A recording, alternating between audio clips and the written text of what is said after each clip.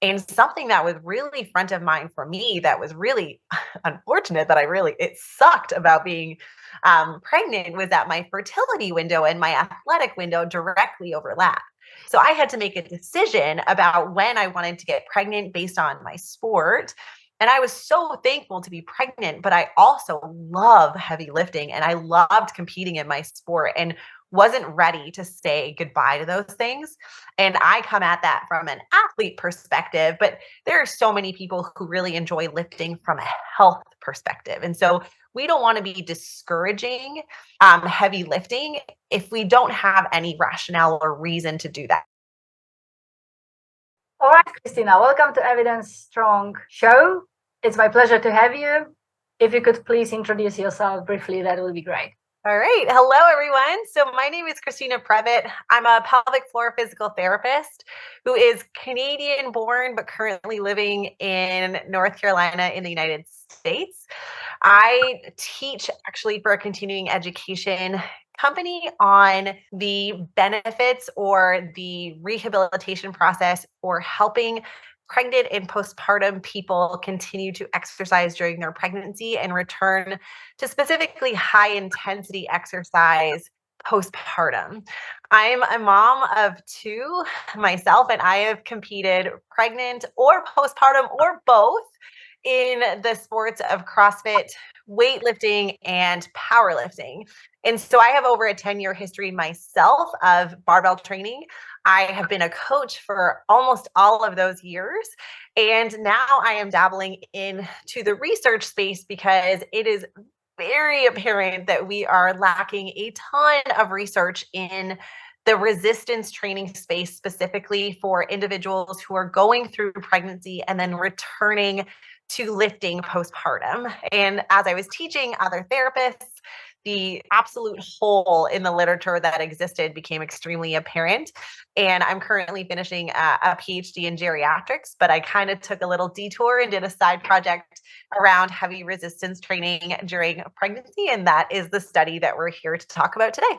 Okay, so the study is Impact of Heavy Resistance Training on Pregnancy and Postpartum Health Outcomes. So let's start with what was the design of the study? How did you go about getting the data? Yeah, so a little bit of background information. Oftentimes, when individuals get pregnant, there is a lot of advice that gets given around the absolute amount of load that a person should be lifting. And so the advice that people are often given is don't lift more than 20 or 30 pounds, which as a mom of two, when I was pregnant with my son, that was the weight of my toddler. So that wasn't really that great advice because, of course, I'm going to be lifting my kiddo. They are told not to lift on their back, not to hold their breath when they lift, not to lift overhead. And there's a lot of information that is floating around the obstetrical space and the physical therapy space. And largely where these recommendations or this advice is coming from is the fact that we really do lack data above these thresholds. So we don't really have any randomized controlled trials or any data that has gone above 20 or 30 pounds. And so, especially in pregnancy, where, that's a very protected time in a female's life, if we don't know, the answer is no, like, don't do it. So we needed information. But I couldn't go to an ethics board and say, we don't have any data over 20 pounds, but I want to study these women who are deadlifting 250 pounds. Probably wouldn't go that great, despite the fact that as a PT, a pelvic PT, one who has lifted heavy during both of her own pregnancies, I see people all the time and I treat individuals all the time that are lifting heavy. And that made us think about, okay, well, the first thing that we need to do is show that individuals are lifting heavy during their pregnancy and get some descriptive data that looks at, what they did, how they modified, if they modified, where their advice came from, what their outcomes look like from just like a natural history perspective, to see, okay, well, the argument that I was trying to make was, well, we got almost 700 women who answered our survey that was up for 2 weeks. There's probably a big cohort of individuals who are doing this. It's worth it to study so that we can guide them from a rehabilitation process perspective and set them up for success, not just through their pregnancy, but with respect to their postpartum return to exercise, because so many individuals are wanting to continue lifting heavy during pregnancy. They want to get back into the gym. And something that was really front of mind for me that was really unfortunate that it sucked about being pregnant was that my fertility window and my athletic window directly overlap. So I had to make a decision about when I wanted to get pregnant based on my sport. And I was so thankful to be pregnant, but I also love heavy lifting and I loved competing in my sport and wasn't ready to say goodbye to those things. And I come at that from an athlete perspective, but there are so many people who really enjoy lifting from a health perspective. And so we don't want to be discouraging heavy lifting if we don't have any rationale or reason to do that. If there is a reason that comes out in the literature, then absolutely we're going to make the appropriate modifications. But, as our study showed, we don't really have that justification just yet, and we need to do a lot more digging into this topic. Okay, let's go to the results. Who answered and what did they say? Yeah, so individuals who were eligible for the study were those that were already strength training prior to getting pregnant. I think that is an important caveat that we didn't take individuals who had not been lifting at all and put them into a really heavy resistance training program when they found out they were pregnant. That was not what this study was. It was individuals who were lifting heavy prior to pregnancy and continued to lift at least over 80% of their 1 repetition maximum during their pregnancy at some time. And so we had about 679 individuals. We characterized their first pregnancy. We have, for individuals who have had multiple children, we have data for all of their pregnancies.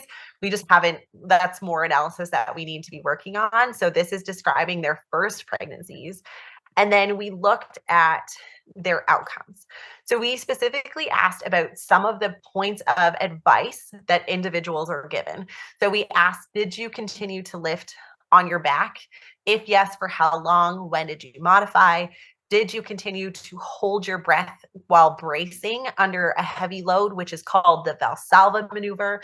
If yes, for how long? And then did you continue to use a weightlifting belt? Like, we asked all of these questions. And then from a subgroup analysis, we took individuals who said yes to those kind of quote unquote higher risk things that people get recommended to avoid, and those that didn't, and then looked at fetal and maternal outcomes during labor and delivery. And then we also looked at pelvic floor considerations, so incidence of pelvic floor dysfunction postpartum, and if they were significantly different. So kind of some of the highlights from the study that are really starting to challenge some of our thoughts is that, one, we did not see an increased rise of different health outcomes for mom or baby during labor and delivery. So things like gestational hypertension or high blood pressure, that translating into preeclampsia, which is protein in the urine, which can be a medical emergency for baby. Postpartum, it's a medical emergency for mom. We didn't see any increased risk of gestational diabetes, as we kind of would expect. Individuals we know who are more active prior to pregnancy have lower incidences. Not to say that they are immune from these conditions, but definitely incidence is lower. We saw lower incidence of C-section compared to national averages. So our rates of C-section were 13% versus our current levels at about 25% in the United States. So we saw basically that, there was no adverse and no increased risk of adverse fetal or maternal outcomes during labor and delivery. Is important to see. Is there anything that went wrong with babies? So babies were not born too big, they were not born too small, they were not born in distress. Like, our miscarriage rates were not different than what we see in the general population. So we didn't have any flags that came up from a general health perspective. That is probably one of our big takeaways. We're starting to see in females, there's a lot of cross-sectional surveys that show that rates of pelvic floor dysfunction are high around females who like to move their bodies at higher intensities, whether they've had children or not. And, now we have to get out of the world of cross-sectional data and we need to figure out what to do about it. And so I feel like we have like 5 or 6 around CrossFitters and where CrossFitters leak. And I was like, okay, we know that CrossFitters leak with this. Like, now what are we going to do let's about move it? on. And so, let's move on and let's try it and bust some myths. And so we did this cross-sectional survey just to get that justification. And now we really do want to try and get some longitudinal data. Okay, how many women replied? 679. Who were they? What sports they were from, and any things, so people can get the sense what. So one of the interesting things, at least for me, just as a clinician that works in the community, is that, a majority of our individuals, 88%, I believe, over 80% were recreational athletes. So a lot of the return postpartum we've done have characterized elite level athletes. And that is super wonderful data to have because, the demands that they were placing on their body are quite high. But we have to think that elite level athletes, it's like returning to their occupation. And so, we can justify potentially that they're returning to heavy lifting earlier or more vigorously than other individuals would, because it's like returning to their job. And, in the United States, there's 6 to 12 weeks of sometimes mostly unpaid leave. And so individuals are returning to their job quite early. And we could think that elite level athletes would do the same. So we saw that this was mostly recreational level athletes that were doing it. A majority. Sorry, Christina, what a recreational athlete would mean? So not competing at a regional, national, international, or level of competition. So individuals who either do not compete at all in the sport, but enjoy the activities for health, or do so at like a local competition level. And then we had individuals who did compete, internationally and nationally, but it was a smaller cohort of individuals than the majority. And then from a sports perspective, we had the majority of individuals were CrossFit or enjoyed the sport of CrossFit. And then we had weightlifters as number 2 and powerlifters as number 3 in terms of what they would classify themselves as a sport. You alluded to the answer, but I will ask really straightforward now. Is lifting heavy safe during pregnancy? Is it safe for a pregnant person? Is it safe for a baby? Yes. So in an uncomplicated pregnancy, so that there is no reason why a person is on pelvic rest. So pelvic rest meaning continue to do your activities of daily living, no penetrative intercourse, no speculum exams, etc. Then yes, right now for the data that we have available, it is safe to lift heavy during pregnancy. And interestingly, some of our data showed that, for example, urinary incontinence is very common during pregnancy. Estimates are between, early 40s, like 40, 41% potentially, depending on the research study you're looking at. And we showed that the women who became incontinent during their pregnancy were actually weaker in some of their lifting. So our athletes that were stronger in the squat and the deadlift and the clean, these 3 big lower body exercises, were less likely to be incontinent than those that were not. Why? And well, it could be because they have a bigger baseline amount of strength, more reserve. So as their body is changing, their dynamic support system is a little bit more resilient to handle some of the stresses of pregnancy in combination with lifting than those that were not. That's just a theory. We would have to look at that a little bit more, but it definitely goes against the myth, right? Because we see that incontinence issues are very high during heavy lifting. Up to 50% of women can leak during heavy deadlifts and squats. You add in pregnancy, where all of a sudden you're in all these hormonal changes, pelvic basin is widening, rib cage is widening, our biomechanics are changing. That could potentially, there's good kind of theoretical thoughts that might be a perfect storm, that incontinence would be higher for these individuals because they have this predisposition. They have pregnancy on top of it, and our data just didn't support that, which is exciting because it can really extinguish some of these fears around some of the heavy lifting type of thoughts that go around. Anything we should discuss about the health of the baby? Honestly, there was nothing that really came up. So babies were healthy. So we didn't really see anything that flagged on any of our fetal outcomes, no higher risk of stillborn birth, premature labor, rupturing of membranes, macrosomia, microsomia, like nothing really came up. Okay, let's go through some of the details. So I think most people will be super interested to hear about pelvic floor health. Yeah. That was something that was a huge interest of mine. And it makes sense, right? When we do research around exercise and pregnancy, the first thing we have to make sure is that baby is okay.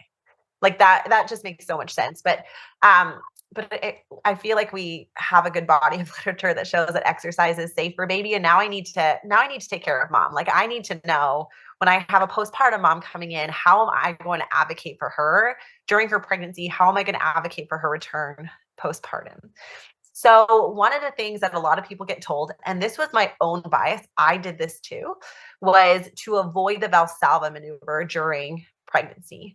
So Valsalva is a lifting technique where we inhale all of our air and then tighten our belly through our core, contract everything, close our glottis, and don't breathe to increase stiffness across our spine that allows us to lift more weight, right? It increases EMG activation around all of the muscles in the core. It helps us to put more force against the barbell, equaling better performance because we can lift more weight. But it also creates a lot of stress on the pelvic floor and that core system, which is already under stress during pregnancy. So a lot of people say, myself included, let's switch that strategy out, continue to brace, but exhale on exertion to tone that pressure down in our midline and create less pressure on our pelvic floor. And that was one of the things that we wanted to think about in our study was, is that recommendation needed?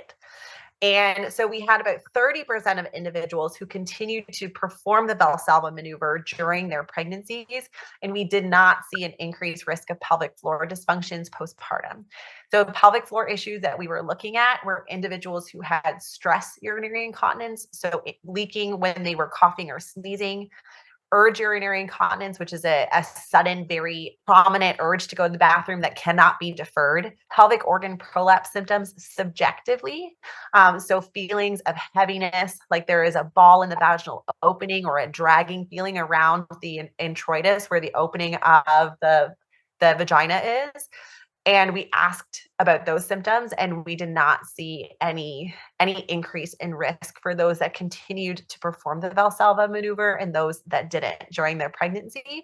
And so again, we can't really say that the way that I interpret this is that we cannot say that the Valsalva maneuver is bad. We can say it's probably net neutral. And the biggest causes, kind of my extrapolation of this, is that the biggest causes of pelvic floor dysfunction are what happens during labor, delivery, and birth. And many of those situations and circumstances are very much outside of mom's control in that moment. We can't control if we have a tear or not. We can prepare ourselves for labor and delivery. We have a lot of tools to help with that.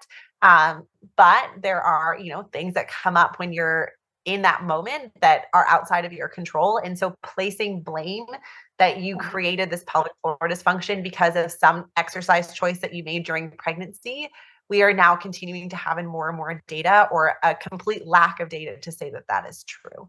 So scaring individuals or creating a lot of judgment around the choices that people make around their exercise program during pregnancy, we don't have any data to really warrant some of those thoughts and feelings. So really the kind of bringing it down is that we really shouldn't be scaring individuals around movement during pregnancy. Another thing that is advised against is supine weightlifting. Do you have anything about that? Yeah, so we didn't see any risk of adverse outcomes with supine lifting either. So the reason why that is usually spoken against is because as uterus and baby grow, that supine exercise could potentially put pressure down on the inferior vena cava, which can affect blood flow and supply to the placenta, fetus, and uterus. That is a condition called supine hypotensive syndrome. Most individuals will be very symptomatic when they become hypotensive. So they're going to feel a general feeling of dizziness, just feeling unwell, and nausea that comes on very quickly. And so what we see is that individuals who are symptomatic, we should prop them up, but that they're because the time domain at which individuals are staying on their back, we haven't seen any risk of adverse outcomes. And that kind of goes in line with the systematic review that was published several years ago that, again, did not see any increased risk in exercise in supine. So we just kind of added more data to that systematic review to see that in our group of highly trained athletes who are lifting probably heavier than well, they were lifting heavier than any of the studies that were included in that systematic review, we again didn't see a heightened risk of adverse fetal events. Another good news. That's good. Yeah, which is all good news, right? So for the clinician who is listening to this, if we do not need to be fearful of having individuals lifting on their backs for 30 seconds, 60 seconds, 90 seconds when you're in an exercise class. It is, if they are starting to feel unwell, put them into side lying, allow them to recover, and then prop their heads up when you are returning to that exercise. So if you're doing bench press, bring them into an incline bench press. If you're doing glute bridges, get them off their back, prop their upper back onto a bench and get them to come from an incline. Very easy modifications that we can make. And I've had some clients who, can bench press all the way up to delivery, and some who become really symptomatic at 18 weeks. It's just about modifying if they are experiencing symptoms. So I think this study really says, we need to avoid these blanket statements because they're not justified, and we need to cater exercise as needed for the pregnant person that's in front of us. Any other aspects of pregnancy or postpartum I didn't ask about and you think are worth mentioning? Yeah, so we tried to do a little bit of descriptive data around what postpartum return to lifting looked like. Again, this is a big black hole in the research space where we don't really have any data. So we at least got some, averaging, which can be helpful for clinicians and gives us a starting point of recommendations to make when returning postpartum. So on average, people started getting back to resistance training about 12 weeks postpartum. I'm going to say that, and people are going to interpret it as you shouldn't do any weightlifting until 12 weeks. That's not what I said. I just want to clarify the average was 12 weeks. So, there's 50% on one side of the average and 50% on others. So some individuals are going to come back earlier. Some people are going to come back later. We saw individuals start to return to Valsalva based lifting, so that closed glottis lifting around 4.5 to 5 months postpartum, and using a weightlifting belt between 5.5 and 6 months postpartum. So again, that gives us kind of some timelines of an expected return, because the thing my athletes want to know is, when am I going to get back to the weights that I was lifting before pregnancy? And everyone's timeline is going to be a little bit different, but yes, being able to give some guideposts or set some expectations can be extremely helpful for individuals to know, I'm going to continue gradually moving my weights up and up and up. And this is kind of when I can expect to feel okay with these types of decisions in my sport. So that was probably the other aspect of the trial that I was really interested in knowing, is kind of what people were doing. And then where individuals' information was coming from. A lot of it was from fitness professionals, the internet, social media, and not a ton. Like, a lot of people did discuss exercise with their healthcare providers, like their obstetrical team, and with pelvic health physical therapists, but not as many as I would like. Sometimes people, don't really want to talk about exercise with some of their providers who don't know who to reach out to.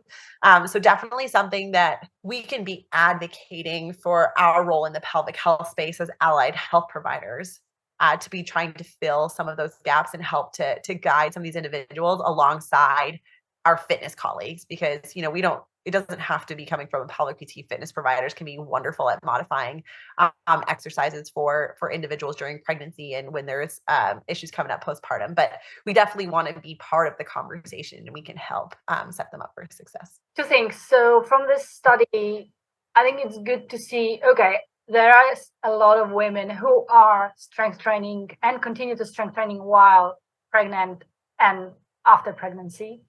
So it's possible, it's happening. And so that's where I feel like we need to be able to give people like buoys for them to be able to navigate. If you're feeling this, and this, it's time for us to modify, or probably isn't setting us up for success. But if you're not, cool. Because the 20-pound recommendation, I was like, if I have a person whose max that they can lift is 22 pounds, they're working at 90% effort. It kind of makes sense maybe that we don't want to be working that hard. I have seen people PR or create a personal record or a personal best during their pregnancies. But if I have an athlete who's deadlifting 315 pounds and you're telling them not to lift 20 pounds, it seems a little silly, right? You're like, my capacity is, 200 or 1,000, or I don't even know what the math is, percent of that. And I'm lifting at less than 10% of my capacity. So that recommendation isn't really warranted. And so again, these blanket statements aren't really that helpful. But people are going to really, our healthcare providers, their recommendations hold a lot of weight. So even if they know, I know that 20 pounds is really out of date, but what happens if something went wrong and they think, I didn't do what my doctor said? And so we really do have to get our obstetrical providers on board, our midwives, our doulas, our OBGYNs, like our family doctors. Like we need to all be speaking the same language. And so that's what really drove me to the research side of things to have this juxtaposition. And so I will tell my clients, bring this paper and have a conversation with your provider. And don't come at them very like on the attack, right? You were wrong and I'm right. It's let's have a conversation about what my body is currently capable of, what my sport looks like, and what you would feel comfortable with. And let's kind of have a conversation about it. Because I think that's the way forward. Speaking about way forward, what are your future plans in terms of research? Oh my gosh, I have so many. I would love, one, as I really want to get a systematic review on resistance training in pregnancy to get an idea of the state of the literature from a pelvic health perspective, not a fetal perspective. Mm-hmm. And then I would love to do longitudinal data, one where I'm taking individuals in their first trimester and really getting good descriptive statistics on how people are modifying and what their outcomes look like. And then down the road, that would be where we would start doing some RCT data around some pregnant postpartum outcomes. Yeah, so because as soon as you know what is from your cross-sectional data, what is risky, what is not, then you can start designing this optimal, let's call it optimal of leading person. Okay, your favorite color. What's my favorite color? So my daughter is 3, and so she tells me all the time that my favorite color is pink and purple. So I'm going to have to say both, pink and purple. Pink and purple, noted. Where people can find you? Yeah, so you can find me on Instagram at Christina_Prevett. And then I also own an online exercise company called the Barbell Mamas that does pregnant weightlifting, powerlifting, CrossFit programming, and postpartum weightlifting, powerlifting, CrossFit, so that you have all these considerations for your pelvic health, and we make modifications so we can keep you moving during your pregnancy and then bring you back to your community postpartum. So we try and really bridge that space by providing programming. So you can find me at the Barbell Mamas too. Okay, Christina, thank you so much. It was a pleasure to talk to you. Very important, very important data. We're waiting for more. I know. I gotta finish my PhD. I defend at the beginning of January, and then I'll be able to dive into something new. Thank you so much, Alex. It was lovely talking to you. Thank you.